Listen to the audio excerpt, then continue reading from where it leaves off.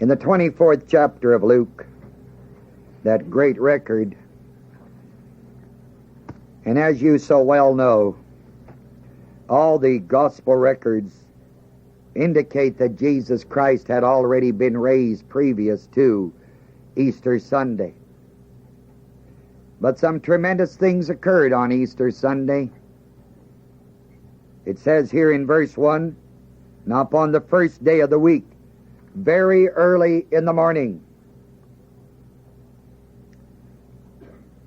they came unto the sepulchre, bringing the spices which they had prepared, and certain others with them. And they found the stone rolled away from the sepulchre." Another gospel tells you that God sent his angel, and the angel rolled the stone away, and then he sat on it. I guess it was such hard work rolling away, it had to rest a while.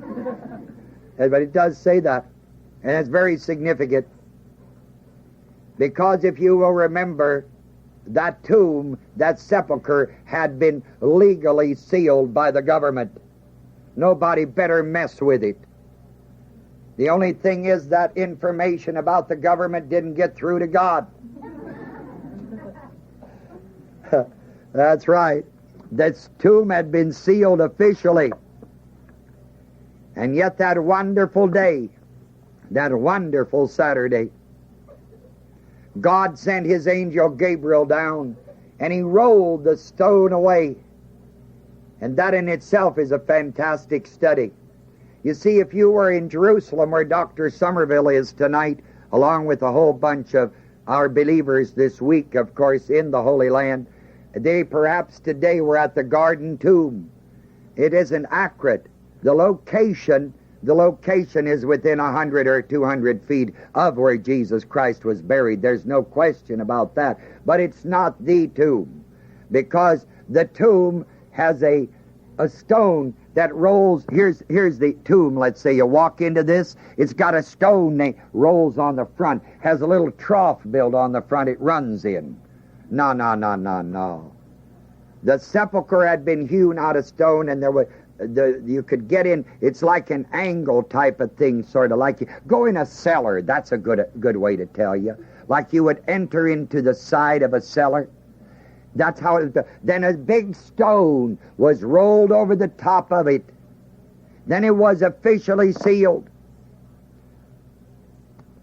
And that Easter Sunday morning, when these women came there, people, they looked, and they found that the stone had been rolled away. When that angel rolled it away, he just didn't push it off the hole, or just far enough off that he could squeeze Jesus through. When God does anything, he always does it big. There's never any mistake about it. Like when he saves you from death to life. That's pretty big. He always big. He took that stone, and the text literally reads, he took the stone and he rolled it away. He put it way over here. Way over there. And here is the sepulcher. Yeah. That's what they saw. And then he sat down on it, because he wasn't going to have anybody moving the thing. Because those boys, when they heard about this in Jerusalem, they said, "We give you lots of money. We give you money. You tell the disciples stole them. We'll pay you. And if it comes to the ears of the governor, Pilate, we'll cover for you." Graft was even in existence then, You know what they'd have done if they'd have, and if they could have, they'd have taken that stone and they'd have pushed that right back on there, and they would have sealed it again. Nobody known. Couldn't do it. The angel rolled it away and he sat on it. The first bird that had touched that had got a hot foot or something. God was in control that day, people. And boy, when I teach this tonight, my heart burns within me because of the greatness of it. And that same God is sending Jesus Christ back someday. And man, if I had had you here all night, we just go to the return tonight and show you exactly what's going to happen when this Jesus Christ comes back as King of Kings and Lord of Lords, sir. That same God who got him up out of the graves, the same God that's going to send him. And when he comes back the second time, they're going to nail him to a cross. He's going to knock some earballs together, get their attention. He's coming, sir, as King of Kings and Lord of what? That's right. But boy, on that great day, when they got there on Easter Sunday morning, you and I know from God's record he'd gotten up the night before sunset on Saturday. Well, they entered in, they found not the body of the Lord, verse 3. And it came to pass as they were much perplexed. Guess you'd be perplexed too, wouldn't you? Behold, two men stood by them in shining garments. These were angels. And as they were afraid, bowed their faces to the earth. They said unto them, Why seek ye the living among what? Have you ever thought about the great consternation in the city of Jerusalem on that Easter Sunday morning? People were falling all over themselves. The rulers were nervous. Everybody was just, it must have been a frantic morning. You just put a picture in your mind, ma'am and sir, a picture in your mind. A picture of an execution, a death, of someone you want to get rid of real badly, the worst criminal you could think of. Then putting him in a sepulchre where everybody knew where he was, in the sepulchre of Joseph of Arimathea, then officially sealing it, then setting the soldiers there with their bayonets drawn, because they were all there that night standing at attention. That's right. And there was a great earthquake, it says, and the stone was rolled away. The soldiers, for fear, fled. They reported back in.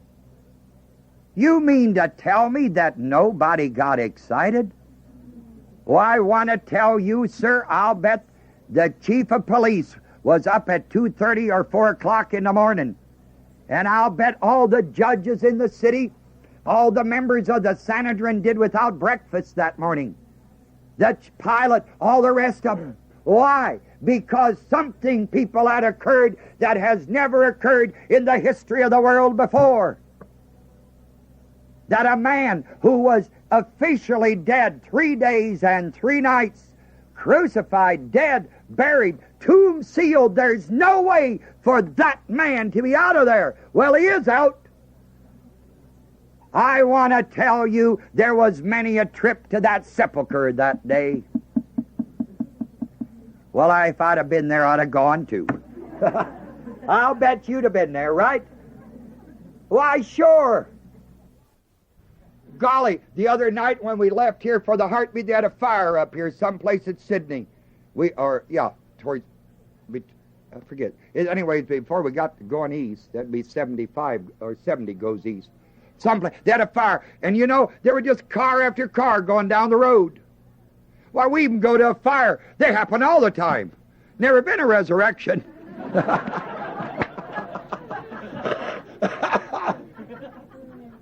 Do you think that city went? Boy, I do. That's why the resurrection is the greatest attested fact of history of all time, because a primary witness is an eyewitness according to the law, sir. If you see me take this microphone and hit him over the head, you are a primary witness, and that's the best testimony there is. Boy, can you imagine that stone rolled all the way over here?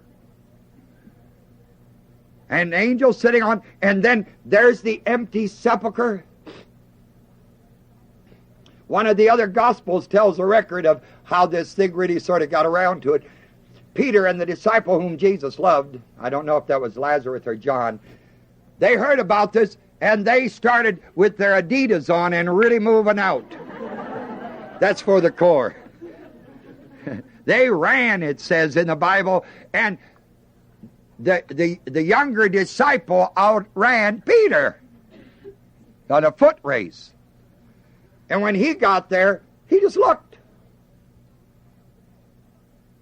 And it says, he saw the linen clothes lie there, and the napkin that covered the face. You see, they had embalmed, they had put that stuff around, that linen cloth wrapped around Jesus, put this sticky stuff on it that dries and it looks like a mummy.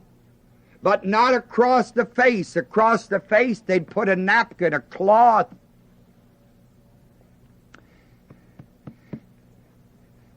It says in the gospel that they saw the linen clothes lie, and the napkin had been folded up and put neatly in the corner of the sepulchre.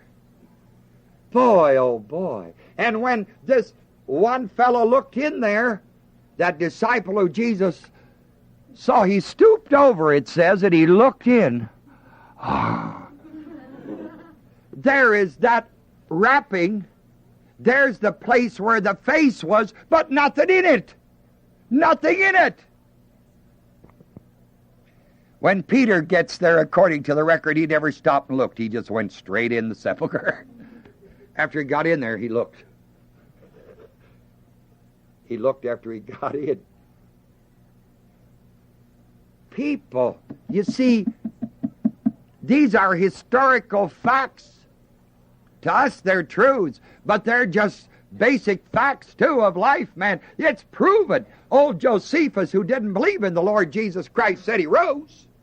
The historian, the Jewish historian, why, sure.